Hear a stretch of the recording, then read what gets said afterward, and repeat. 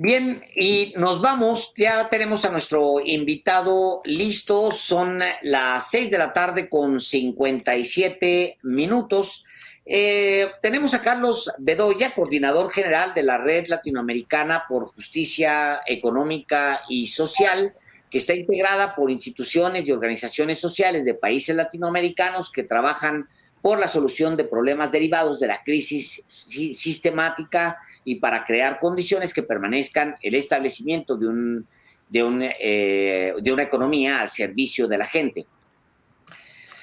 Y bueno, pues el próximo sábado se va a llevar a cabo en la Ciudad de México la reunión de jefes de estados de la Comunidad de Estados Latinoamericanos y Caribeños, la CELAC, la cual pretende profundizar en la lucha conjunta contra la pandemia y pues también se va a tratar otro asunto, Carlos Bedoya, bienvenido a los periodistas, que es muy interesante porque está cocinándose, está en desarrollo y es pues el contrapeso que se le tiene que crear a la Organización de Estados Americanos, la OEA, que parece ya no representa a todos los países del continente. Bienvenido a los periodistas nuevamente, Carlos. Bueno, muchas gracias. Un saludo especial desde Lima, Perú, donde tiene la sede la Red Latinoamericana por Justicia Económica y Social. Mucho gusto de estar aquí. Sí, efectivamente, es una agenda muy interesante porque es un relanzamiento en realidad de CELAC, ¿no? Es una reinstitucionalización después de que ha estado un poco en los últimos años dormida. Veamos que Brasil se salió, ¿no? de CELAC, fue un duro golpe. Y ahora no solamente se relanza el proyecto y se opone frente a la OEA para hacer un modelo de integración latinoamericano, ¿no? Latinoamericano y caribeño, donde no interfieran, digamos, los intereses norteamericanos, donde se pueda negociar sin ser hostil, ¿no? Eso lo ha dicho el propio presidente de México, pero de alguna manera en el concierto global tener una voz propia. Pero también tiene otro punto de agenda importante, que es el tema de la pandemia. Yo creo que América Latina, como lo ha señalado el exsecretario general de UNASUR, está desintegrada en este momento y en el peor momento. Nos hemos dado cuenta sobre todo de su grado de desintegración en plena pandemia, ¿no? Donde cada uno era sálvese quien pueda, yo compro vacunas, yo te gano comprando vacunas, donde nos damos cuenta que fue un error, por ejemplo, desactivar el Instituto de Salud que tenía UNASUR, ¿no? Que organizaba compras de medicinas y también se especializaba en epidemias, ¿no? Entonces sí, con mucha expectativa y ánimo observamos esta sexta cumbre de la CELAC. Yo creo que la presidencia pro tempore de México ha hecho bien, porque está relanzando prácticamente este espacio, ¿no? de integración, el más importante, que debería articular o en CELAC converger los 10, 12 espacios de integración que hay en América Latina, ¿no? Entonces estamos muy contentos de eso. Y sobre la pregunta de la OEA, yo creo que es muy pertinente, ¿no? Porque la OEA ha tenido una actuación bastante cuestionada por las organizaciones sociales, por las redes de la sociedad civil en distintos países, ¿no? Su agenda, digamos, no representa las demandas de las organizaciones sociales, de los pueblos. Tienen intereses, digamos, para decirlo así, más proclives hacia el norte del hemisferio, ¿no? Entonces, sí es importante tener una CELAC fuerte, ¿no? Se le quiso desmantelar, no se pudo, y ahora renace CELAC. Creemos que esta reunión del sábado es muy importante. Sí, ya han confirmado que vienen a esta reunión del sábado en la Ciudad de México los presidentes de Argentina, Alberto Fernández, de Bolivia, Luis Arce, Guillermo Lasso de Ecuador, Carlos Alvarado de Costa Rica, Juan Orlando Hernández de Honduras, Pedro Castillo de Perú y Luis Lacalle de Uruguay. Además, habrá representantes de la Comisión Económica para América Latina y el Caribe, la CEPAL, y el presidente del Consejo Europa, Charles Michel. Pero no es una estructura, una organización que sea añosa. Es relativamente nueva la CELAC, y sin embargo, pues tampoco ha generado, y parece que el propósito es que eso en realidad cambie, mayores impactos a favor de los países de la región, y más con la salida de Brasil, que fue ya con Bolsonaro, entiendo. Sí, el año pasado, ¿no? Igual que se desintegró UNASUR, cuando hubo un cambio de correlación de fuerzas en Sudamérica, se desactivó UNASUR, se quiso crear PROSUR, bueno, está el Grupo de Lima y tal, y yo creo que ahí hay un error digamos en general, de las posturas políticas, ideológicas, ¿no? La integración debe estar más allá de una determinada postura ideológica.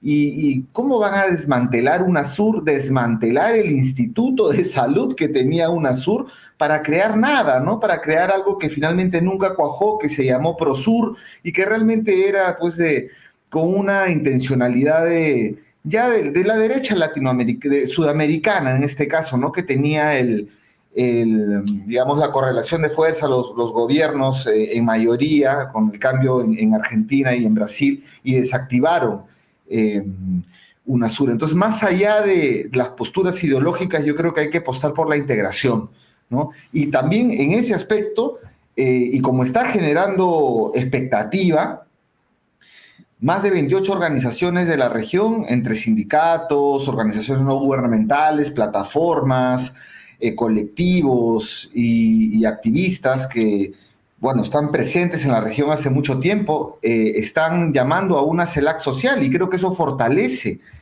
fortalecería este mecanismo de integración. En UNASUR se llegó a crear, pero ahí nomás fue desactivado, y ahora esperemos que junto al Estado, junto al mercado, también esté la sociedad civil impulsando este mecanismo de integración que lo requerimos, ¿no? Lo requerimos para, además, poder defender los intereses y negociar mejor como bloque en distintos foros como Naciones Unidas, o también negociar directamente con el bloque europeo a través de un bloque. Recordemos que en el 2010 hubo una primera cumbre CELAC-UE, ¿no? Lo que reemplazaba las cumbres de América Latina, Unión Europea. En esa ocasión se llevó a cabo un CELAC-UE, que era algo promisorio cuando la presidencia pro tempore la tenía, recuerdo, Cuba, ¿no? Entonces, creo que es un momento de reinstitucionalización, y creo que las organizaciones sociales tenemos que apoyar esto, sobre todo en un contexto pandémico, ¿no?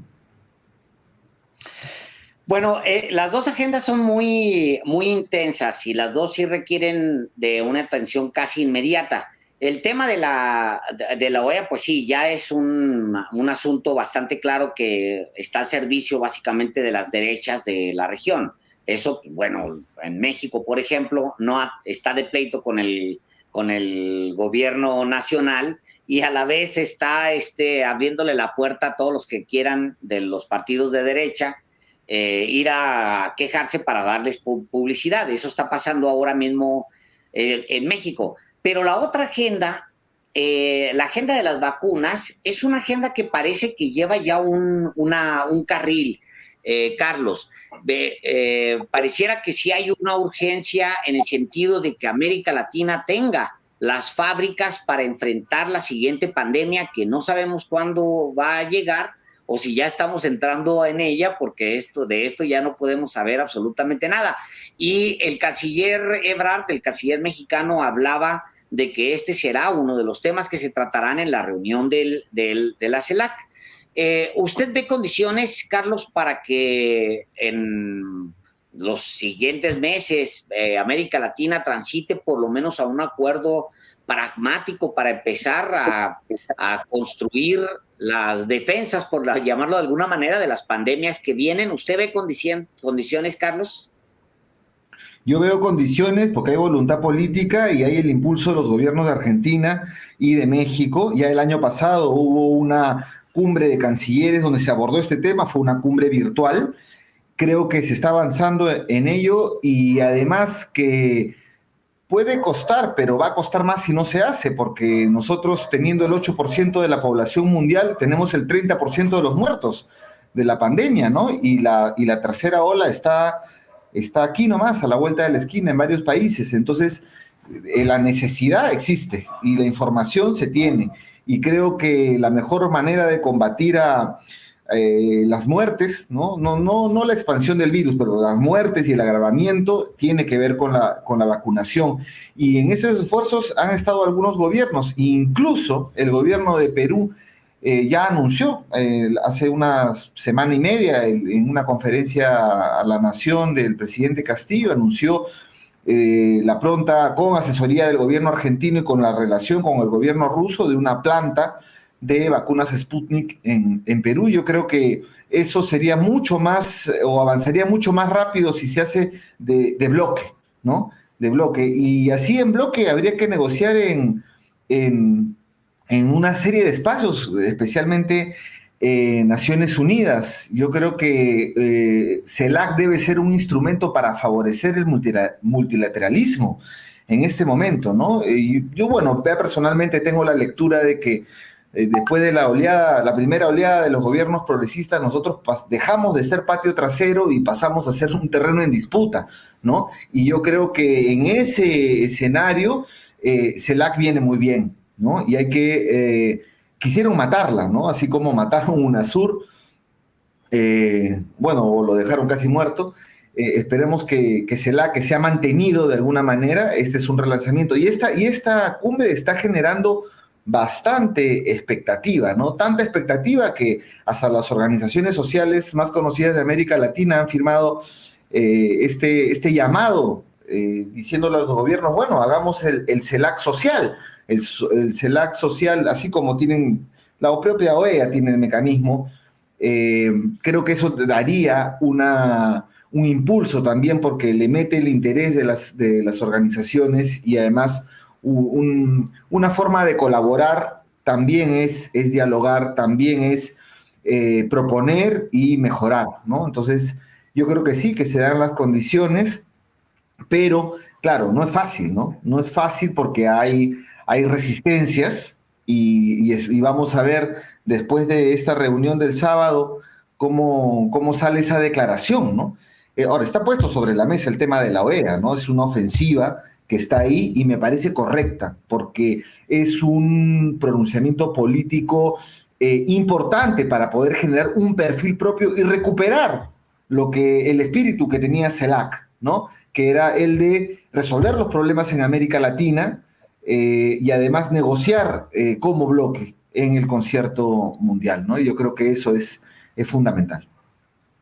¿Y cómo se ve, cómo se advierte, en el caso tuyo, Carlos Bedoya, la actitud de Estados Unidos observando a los países del sur, tratándose de poner de acuerdo para sus propios fines, por supuesto, en ejercicio de su soberanía, pero también ante una posible emplazamiento de que ya la Organización de Estados Americanos, que vive realmente por Estados Unidos, pues ya sea sustituido por un organismo que sí realmente represente a los estados de todo el hemisferio.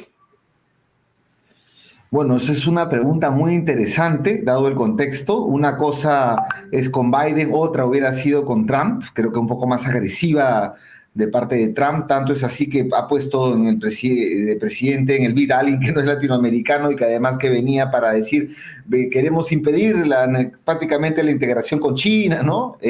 Pero bueno, en fin, están un poco escaldados, creo que con el tema de Afganistán, pero de todas maneras tienen ojo para América Latina.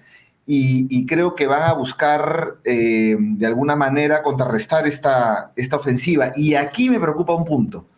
He estado mirando la agenda de acuerdo al pedido de viaje que ha hecho el presidente Castillo en el Perú hacia México, y de ahí varios presidentes y cancilleres se van a ir para Nueva York, porque hay una reunión en Naciones Unidas, la Asamblea de Naciones Unidas, que va a ser también muy importante. Pero antes de llegar a Nueva York, el presidente Castillo va a pasar por Washington, y yo tengo entendido que no se va a reunir con con Biden, porque Biden no atiende a nadie después de lo de Afganistán por el momento. Entonces yo me preguntaba, ¿qué va a hacer en Washington el presidente Castillo? Y, oh, sorpresa, tiene una cita en la OEA, ¿no? Entonces yo creo que eso, no sé cómo interpretarlo, pero me cae un poco mal de que el presidente Castillo saliendo de CELAC no vaya a ser que se tome una foto con Almagro, ¿no? Entonces, esto de repente no es algo conocido en México, pero aquí en Perú ha suscitado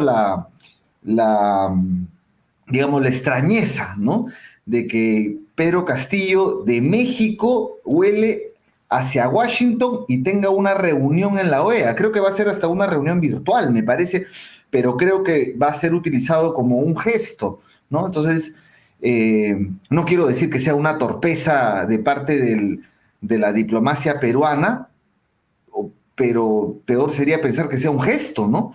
Que sea un gesto. Entonces, eso sí, yo creo que ahí hay algunos hilos que se mueven para poder de alguna manera,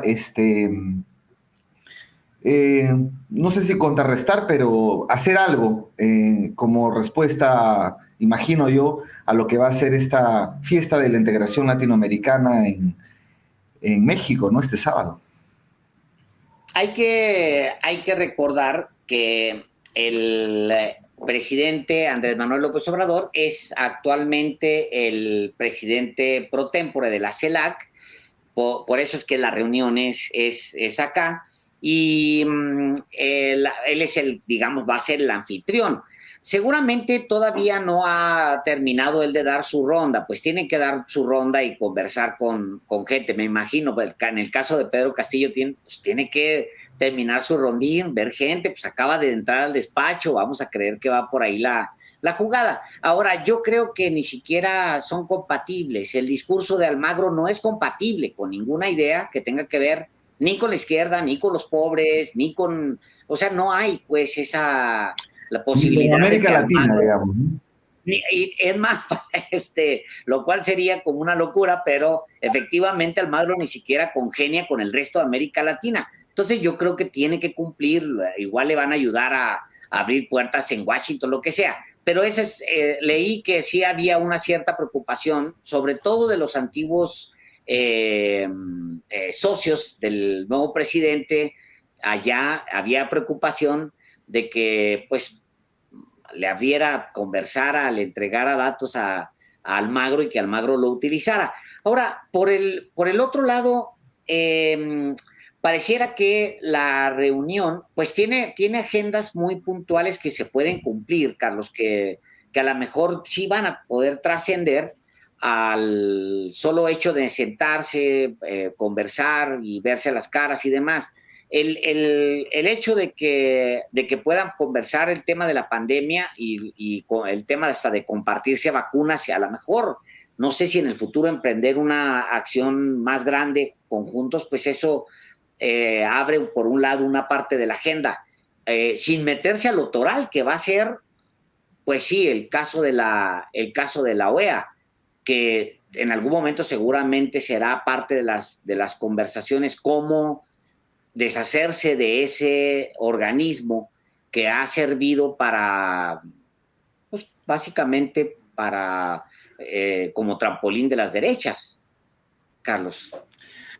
Sí, y no, y bueno, el tema de la OEA son los fuegos artificiales, es algo más digamos, no es inmediato, eso va a tener un proceso, además entra, digamos, a todo este juego de las correlaciones de fuerzas, pero el tema sí que es urgente, es el tema de la pandemia, y yo creo que ahí que urge, entre que tanto vamos buscando la producción de vacunas en América Latina masiva, es fundamental entrar en una lógica de cooperación y no una lógica de competencia, como hemos estado este año comprando las vacunas y cada quien veía cómo compraba más. Si bien es cierto, había un mecanismo ahí en Naciones Unidas, pero ha sido bien dispar el acceso a la vacunación en los distintos países. Ahora ya está como que mejorando eso, pero creo que es fundamental entrar en una cooperación para el tema de la vacunación, para el tema de la pandemia, también una cooperación en lo que tiene que ver con la investigación y la innovación en salud, y sobre todo una declaración fuerte de que América Latina, además de ser un territorio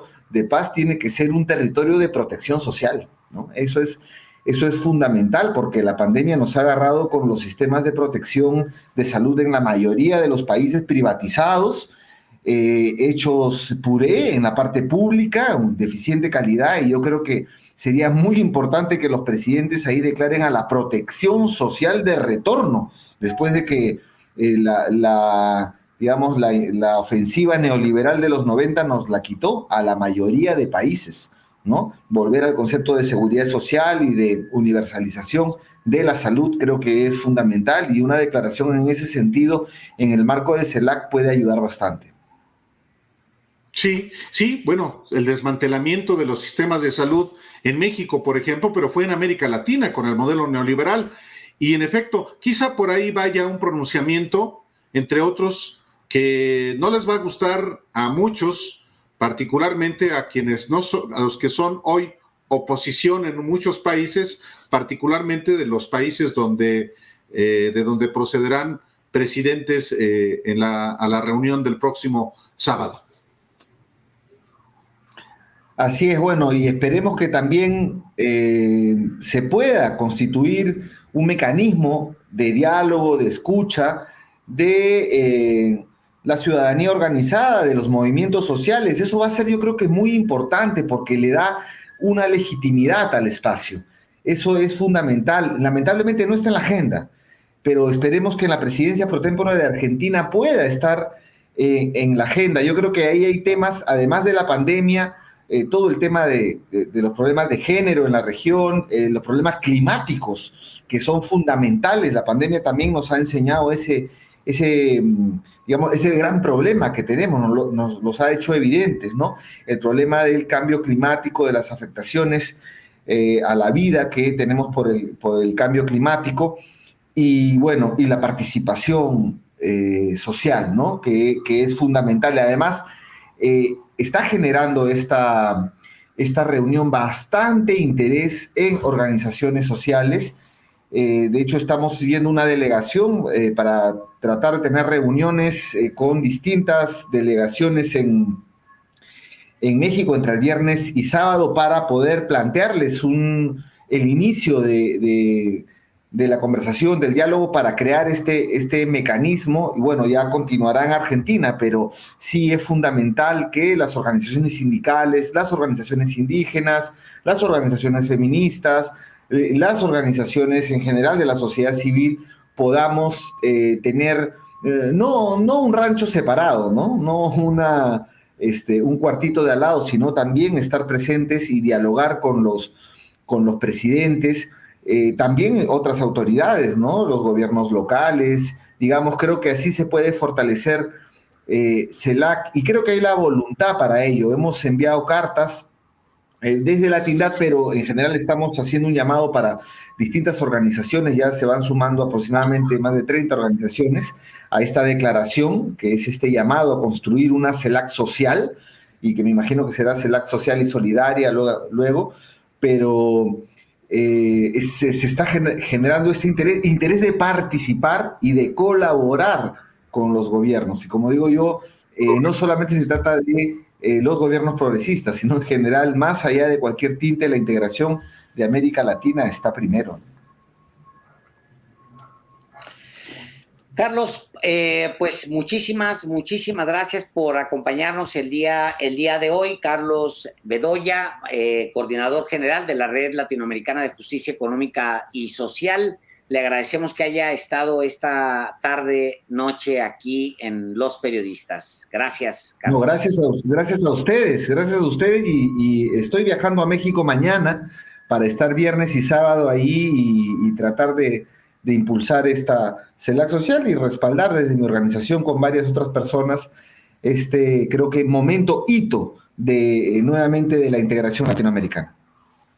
Muchísimas gracias, Carlos. Estaremos pendientes.